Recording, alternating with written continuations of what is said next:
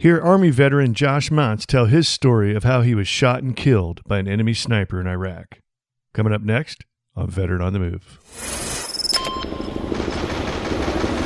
Welcome to Veteran on the Move. If you're a veteran in transition, an entrepreneur wannabe, or someone still stuck in that JOB trying to escape, this podcast is dedicated to your success. And now, your host, Joe Crane. The top 7 paths to freedom is my free gift to you for listening to the show, featuring 7 great ways for a veteran to take their first step into the exciting world of entrepreneurship. To receive your free gift, go to veteranonthemove.com, or if you're listening on a mobile device, you can text the word veteran to 38470. Josh Mantz is a professional speaker, author, and founder of Darker Souls. As a 2005 graduate of West Point, Mantz led a highly successful insurgency campaign in Baghdad where he was shot and killed by an enemy sniper. He flatlined for 15 minutes before being revived and retains perfect recollection of the event. In the years since, Mantz has leveraged his combined expertise in relationship building and recovery from trauma to create a paradigm shift in the approach to healing and nurturing of people from all walks of life who have suffered from emotional trauma. Josh Mantz from Darker Souls, LLC. Thanks for being here today on Veteran on the Move. We're looking forward to hearing your story. But before we get to talking about business and entrepreneurship, take us back and tell us what you did in the Army. Hey, Joe, great to be here, and thanks for having me on the show. So I was an infantry officer for about 10 years in the Army, and my career kind of drastically changed in 2007 when I was shot and killed by an enemy sniper in Baghdad. We were on a dismounted patrol in eastern Baghdad during the surge, and a sniper bullet first severed the aorta of my senior non-commissioned officer and then ricocheted into my thigh and severed my femoral artery. And I went through a pretty bizarre progression of physiological symptoms over the next 30 minutes until the point that I flatlined. Initially starting with things like slow motion time, fast motion time, auditory distortion, and then I could only hear the muted shot of the sniper sound and my own voice calling for a medic. Very similar to Dave Grossman's work and how he portrayed that in his book On Killing. But as I was being evacuated, when you're dying of blood loss, you're essentially suffocating. And the body attempts to pull the remaining blood it has into the chest cavity in order to protect the vital organs. And I could actually feel that happening.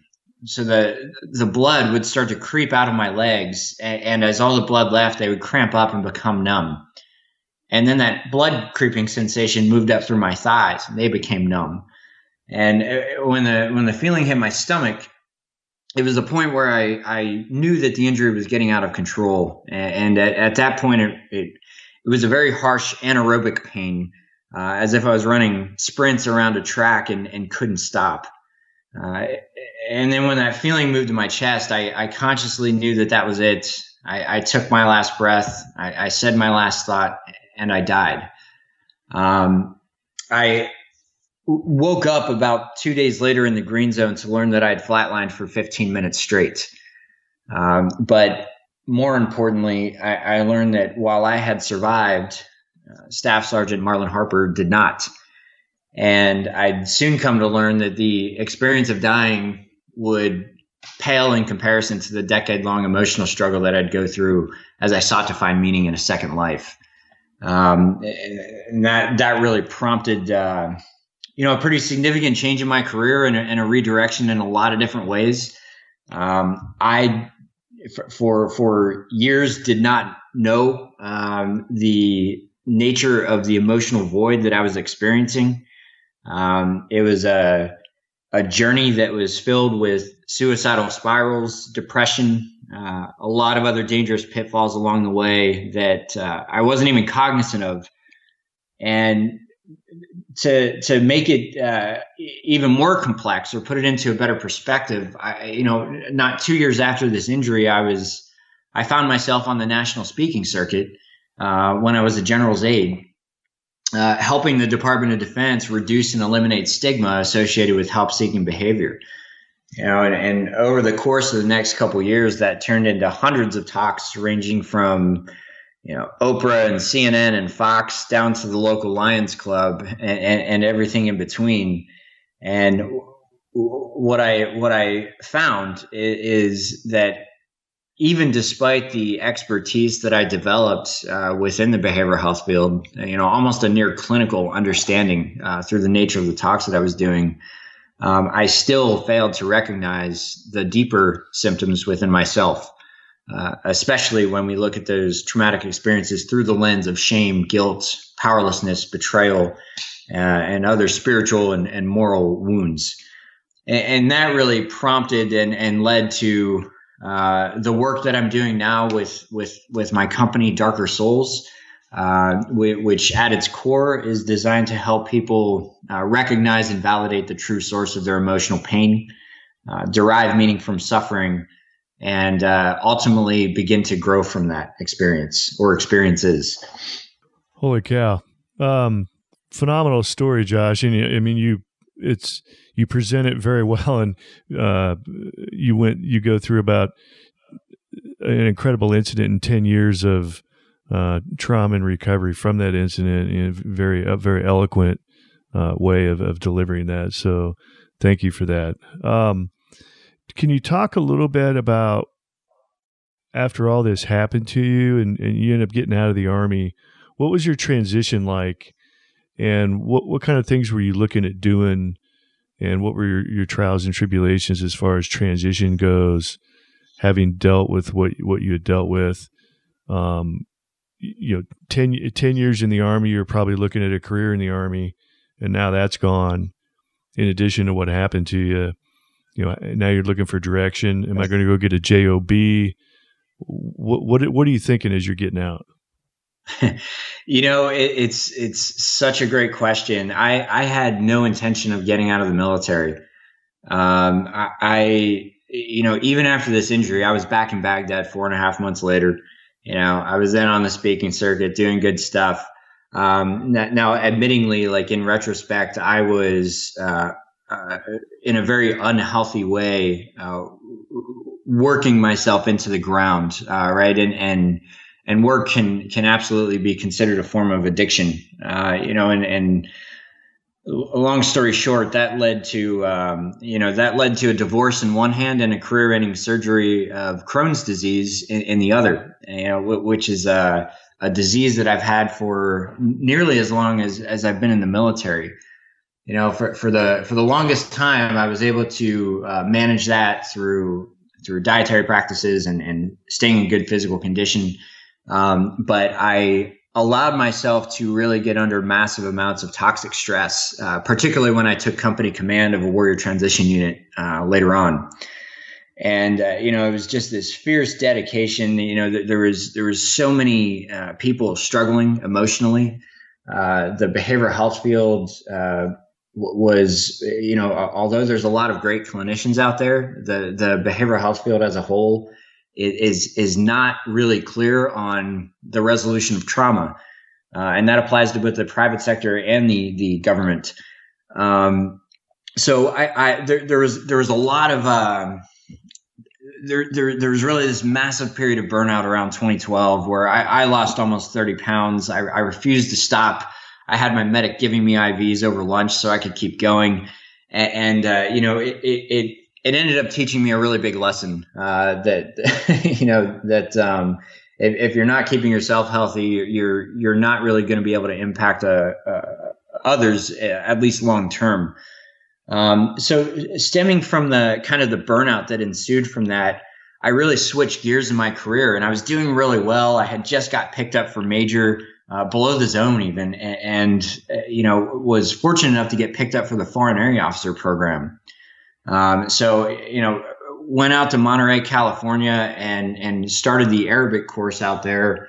And about halfway through that, unfortunately, Crohn's came back again, and I had to go through a medical board. And that, like, literally start to finish lasted 6 months. So I went from a career that was accelerating to abruptly getting out of the military and not having a clue what I wanted to do. I certainly could have went the behavioral health path, but I wasn't in an emotional place where I thought that was healthy at that time.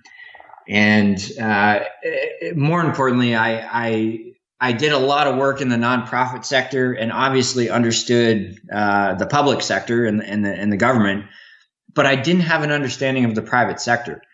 And that's something that I just felt was so important to gain a perspective of, that I really shifted my focus on how I can incorporate myself into a private sector company, and also fill that knowledge gap that exists when you're jumping sectors as quickly as possible.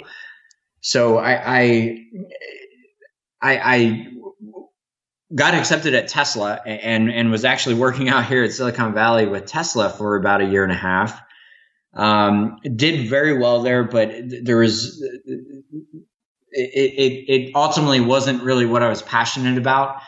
And I decided to try again with another private sector company, the largest behavioral health company in the world.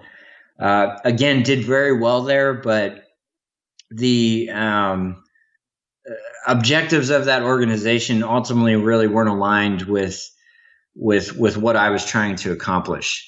And in both of those organizations, there were a lot of different pitfalls that I didn't necessarily expect. The transition was bumpy, is the short answer to this. I really probably went in overly optimistic, in the sense that, as us who serve in the military, we're very used to a career of selfless service and sacrifice. We're used to giving every ounce of our energy to the organization, and everything that we do is designed to enhance the entire organization, not just enhance ourselves, right? And I've definitely found that that isn't necessarily the norm in the private sector. There's I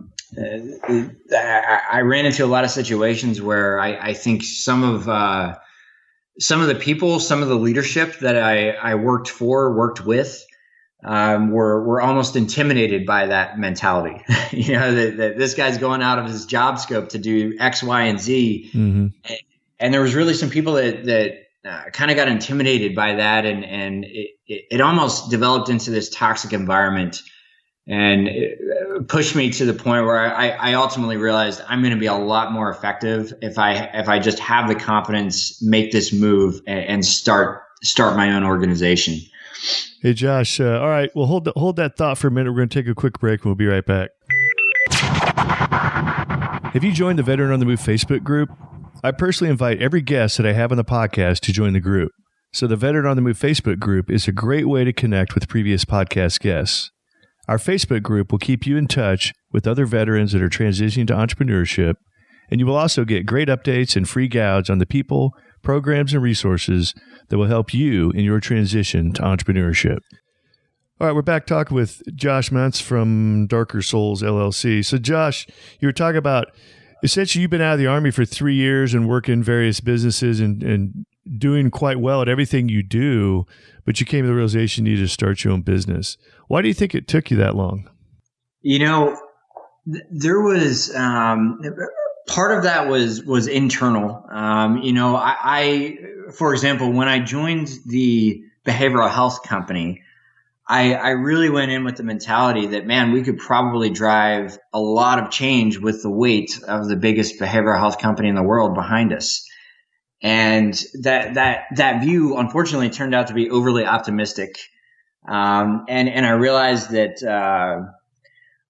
my passion, my thought process was not aligned with the senior leadership of that organization. And I'm not saying that they're wrong or I'm right, but it was a simple misalignment. And I had reservations for a long time. Really, it was more financial than anything else. It wasn't like I was trying to make a killing and live in riches. It was more just about survival. Like I had to transition out so fast from the military that I needed a job. And I finally reached a point where, through a lot of mentorship from other people, where I really just had the confidence I had to take the risk, a pretty enormous risk of making the jump, trusting myself and in my ability. And it wasn't until I actually made that jump that all of the opportunities and doorways that are opening up now started to open up. I've been saying for years that how much more effective I would be if I was focusing on this mission full time. Because in the past, it was always competing with 16-hour-a-day jobs that were extremely intense. And, my ability, even though I was still doing a lot of work within the behavioral health field on the side, my ability to really follow up with the contacts, the connections, really drive things to completion was very limited. So it was kind of that financial reservation. It took a bit of, definitely took a pretty huge assumption of risk. But in trusting myself, that is when all the doors started to open up over the last several months. And I can definitely see the momentum building. Yeah. So Darker Souls LLC, what is Darker Souls? So the name Darker Souls was really born out of the title of my upcoming book, which is titled The Beauty of a Darker Soul. And the paradox within that really comes from many different conceptual understandings of trauma and the idea that suffering is inherent to life. There's a world-renowned psychiatrist and Holocaust survivor named Viktor Frankl who wrote in his book, Man's Search for Meaning, that without suffering and death, human life cannot be complete. And despite the truth in that statement, it can be a very difficult concept to internalize in the face of trauma. So my objective with this organization is I stay in the trenches. I help people resolve emotionally traumatic experiences at the core.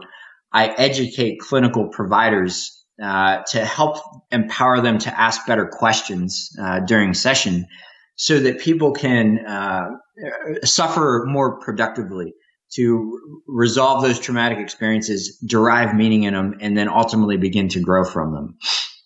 Wow, that's incredible. So, and like when you say you help healthcare providers ask better questions, I mean, how do you go about that? Or, how did you become a mental health expert, essentially? I've had a very, very unique career path, and a lot of it initially was through very deep introspection. I was all over the world giving talks, briefing at behavioral health conferences, back since 2009. And the bottom line is the experience of dying, this near-death experience, tends to be very captivating to people. And it essentially gave us a platform to be able to project a very positive message of hope. And more importantly, to get at the depth and the core of what trauma really is. And what continued to kind of prompt me and drive me to do the work that I'm doing now is I was really very, very surprised, even within the private sector, within the military, that the field of emotional trauma is not very well understood, even within the clinical community. A lot of the standard modalities out there, like top cognitive behavioral therapy, as effective as they are in some regards, their efficacy rate is less than 15% when it comes to trauma. So we're missing the mark as a society on the root cause of this. And I truly believe that the root cause of most traumatic experiences, both military and otherwise, because trauma doesn't discriminate, but the root cause of it stems back to uncovering the moral, spiritual, and ethical wounds that are inherent to those experiences. So initially, in terms of that education, it's projecting an emotionally engaging message in a way that people can internalize it, apply it to their own lives, and give them the language to be able to discuss some of the most complex things that exist within us internally, and it's very difficult to describe shame. It's very difficult to describe the truth behind guilt. And when we don't have that word, when we don't have the venues to really describe it, it's very difficult to communicate it to a therapist or a close friend in order to begin to resolve it. So you know how they talk about how veterans don't want to talk about it when they come back. What's your take on that? Because I kind of have my own reasons behind that. But do you have any? Like, why do you think most guys don't want to talk about it, or is that actually accurate? In my experience, and I can really point to when I was in command of the Warrior Transition Unit, a lot of the most challenging cases that we had, meaning the service members who were struggling the most, often were the most isolated. And there was so many reasons for that. There's almost become a stigma around the word stigma today. and I think stigma was so overused that it's, and you know this very well. I mean, the Department of Defense, stemming all the way up from Secretary Gates, driving it personally back in 2009, we came a long way as a military in reducing stigma with respect to it's going to impact my career if I go seek help. Now, certainly that still happens. That still can be a threat, but there's definitely been progress. And my point is that that's not the whole picture of stigma. I have found that a lot of those folks were resistant to talk about it, not because they didn't want to, they just didn't know how to. And their experiences were so incredibly complex that they had difficulties putting them into words. Couple that with a therapeutic community who is very skilled, very talented, but didn't have the root cause understanding of kind of the culture of veterans, certainly not the counterinsurgency environment and the complexities that go with that. So I found there was really a pretty significant knowledge gap and miscommunication between the two sides, between the clinician and the patient. I, as the commander, became the bridge of that. And, so I educate therapists on one hand, and I'd be educating and leading the soldiers on the other. And it was a model that ended up working beautifully at a much smaller scale. And that really was the inception of the work that I'm doing today. I still consider myself to be kind of that bridge between anyone who's experienced trauma and the clinicians or people that can help them. So can you talk about what you mean by the beauty of a darker soul? Sure. All of my experiences shaped who I am as a person today. They have broadened my emotional bandwidth. They have given me the capacity to empathize with others on a much deeper level. And this gave me the opportunity to help people, which is where I find the greatest meaning in life. And it's where I find beauty within those dark experiences. I and especially for your listeners, like I absolutely appreciate and know what it feels like to be consumed by a very dark emotional void that can't be understood. I know what it's like to feel completely and truly hopeless, as if there's no way out. And as difficult as that journey is, where I really started to come through it was when I started to derive meaning within that suffering. And, not only did finding the meaning in that allow me to start to heal, but it also allowed me to have a positive impact on the lives of many, many other people in ways that I'm still discovering today. So, really the concept that suffering is inherent to our lives, that the journey to come through it is a very challenging and difficult one, but it's also a journey that we don't need to take alone. At at every point in my life, even in my darkest moments, times when I adamantly believed that no one could possibly understand what I was experiencing, there was always someone in my life who proved me wrong. There was always someone who had the strength and courage to plant healing seeds inside of my mind that would eventually start to grow. And it's really, aside from wellness practices like yoga and breath work and meditation and whatnot, the power of human connection is probably the most powerful thing in the world when it comes to resolving trauma.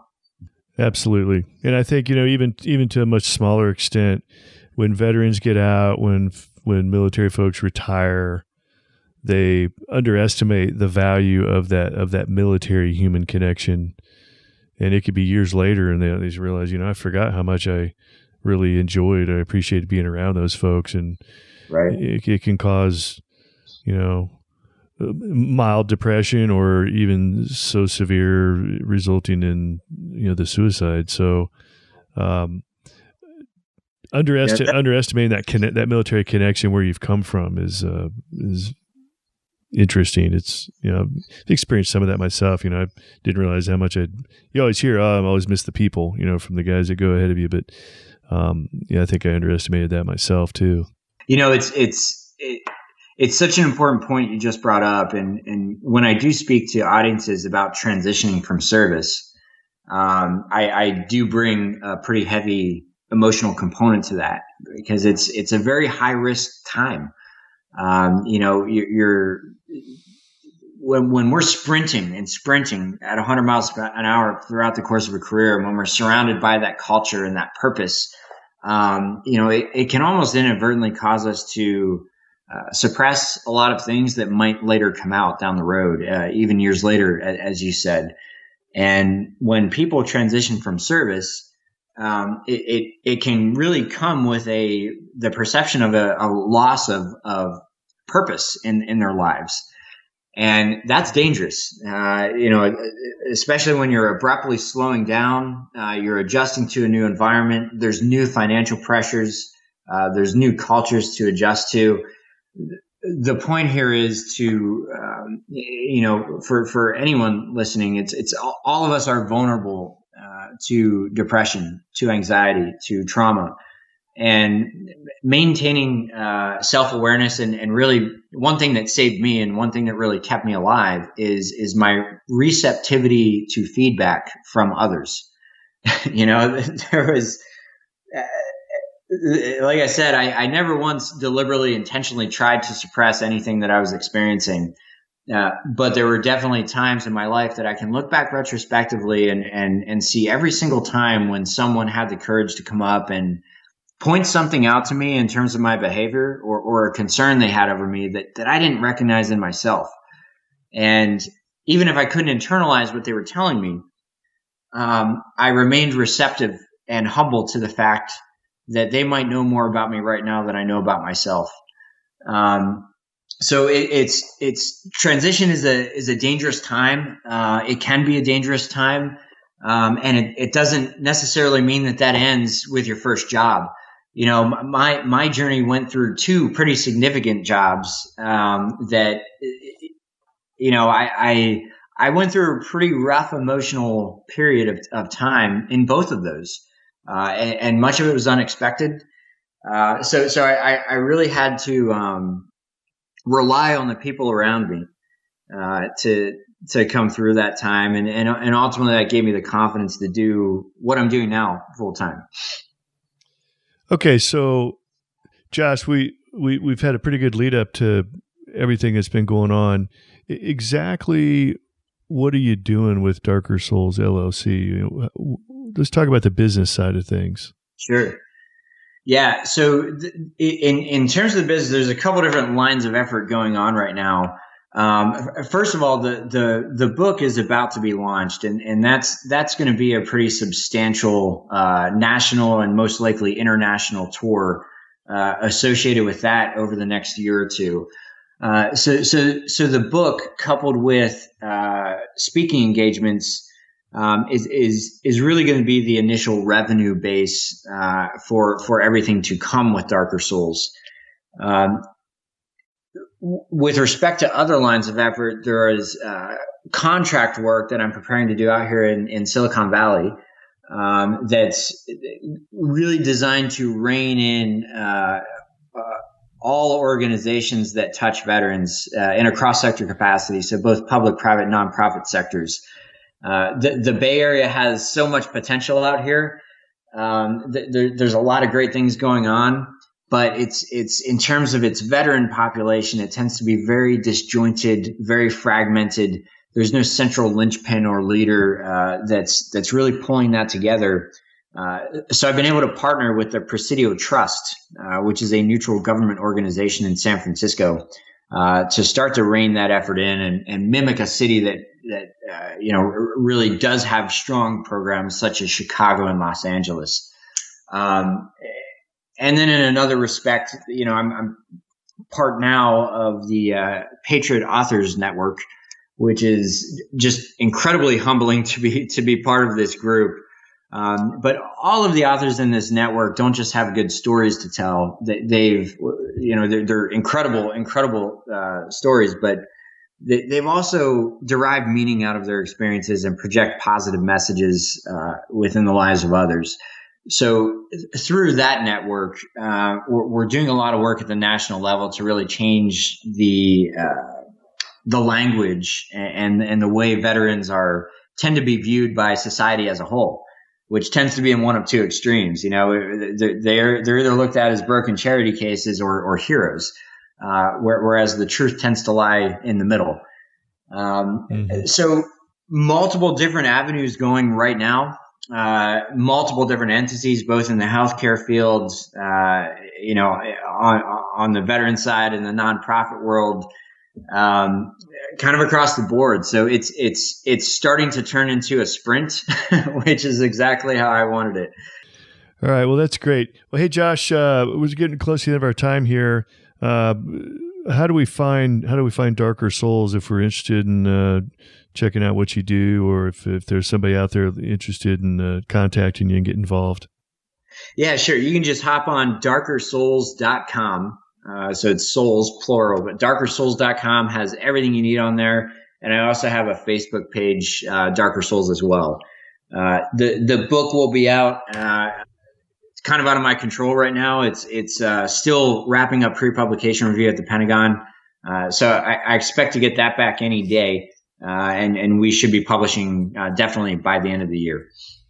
Yeah, I'm curious. I think I know what it is, but tell us what pre-publication review at the Pentagon is. So any of us who held a security clearance throughout our career, we if we're writing about anything even remotely related to the military, we should go through this process, right? And it's called the pre-publication review. And all they do is they're giving it that third set of eyes, that second set of eyes that they're looking for inadvertent disclosure of sensitive information. Sure. And accurate portrayal of DoD policies if they're discussed. They don't care if you critique the policy. They just care that what you're critiquing is accurate to begin with, right? So, I know, like, with certainty that there's nothing in my book that's going to throw up any flags, but it's a process that does take some time, a little more time than I thought it would. We were supposed to be published by last month, but they're a little bit behind up there. That's okay, because you want to get it right. I mean, none of us, want to disclose sensitive information by accident, right?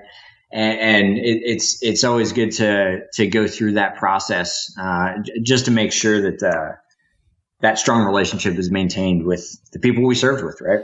That's great. Yeah, I mean, I'm fully aware of all that. I just wasn't sure that I've ever actually talked to somebody that had a book go through that process. So it's good to hear it from first perspective. Well, hey, Josh,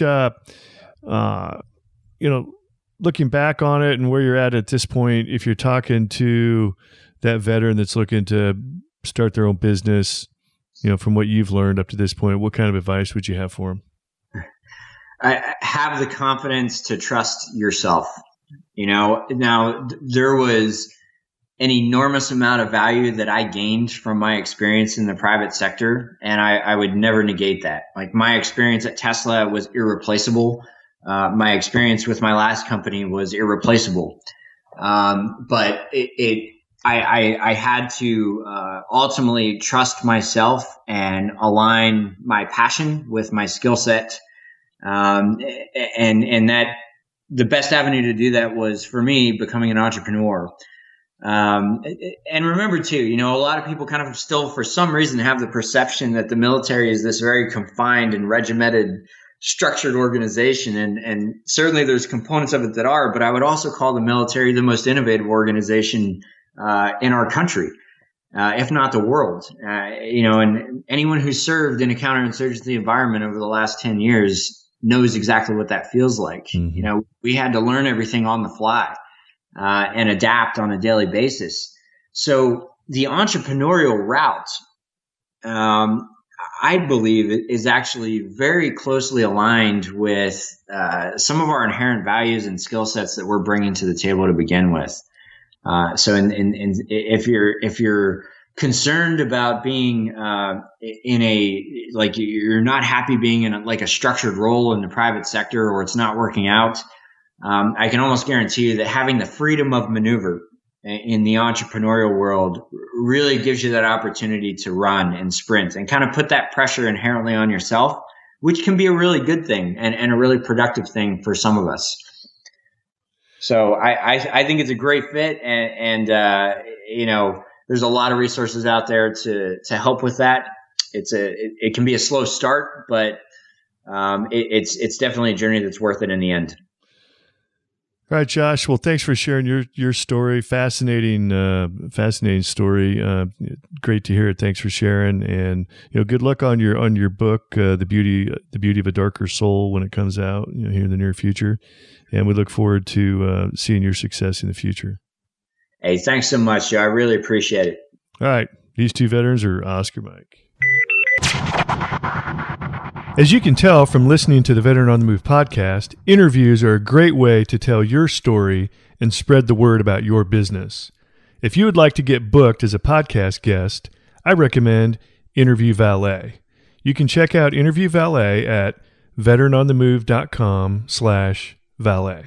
Be sure to check out Thrive15.com, the world's premier online education platform that helps entrepreneurs, aspiring entrepreneurs, and intrapreneurs learn how to start or grow a successful business.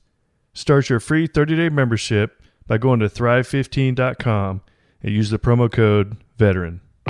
Thank you for listening to Veteran on the Move, your pathfinder to freedom. If you like the show, leave us a review on iTunes. Reviews are always greatly appreciated. So until next time, this veteran is Oscar Mike.